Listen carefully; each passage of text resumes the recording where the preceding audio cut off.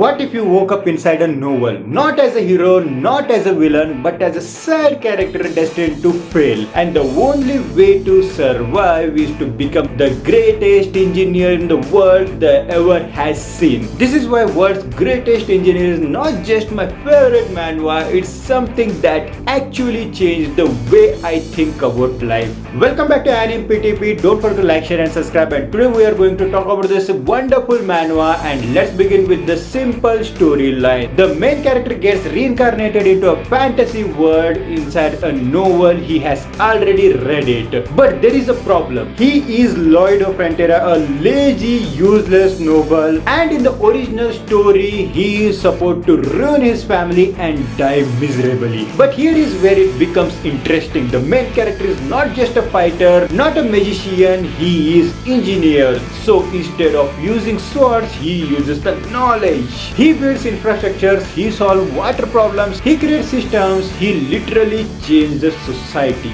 And slowly he turns from a trash noble into a someone the world cannot ignore. Imagine defeating enemies not with a power but with intelligence. Now let me tell you why this manhwa hits differently for me. It's not just a story about fantasy, it's about thinking smart. In most stories the power equals strength, but here power equals problem solving ability, and that changed something in me. But in real life we are not heroes, we don't have magic, but we do have something powerful, our brain. This manhwa made me realize even if you start with nothing, if you think differently, you can rewrite your future. You don't need a power to win, you need the ability to solve problems.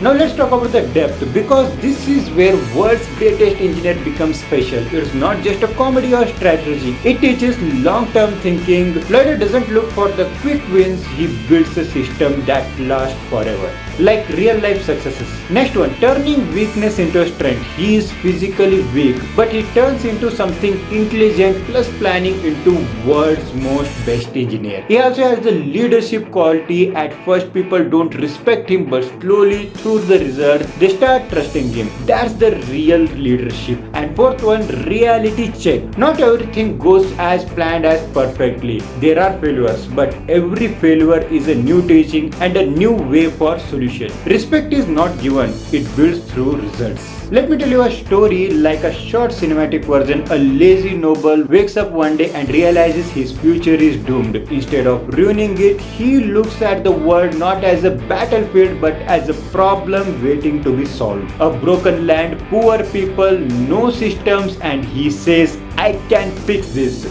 Brick by brick, system by system, he rebuilds everything, not just land, but his own identity, from useless to unstoppable. So, he doesn't change the world with a power, he changed it with his ideas.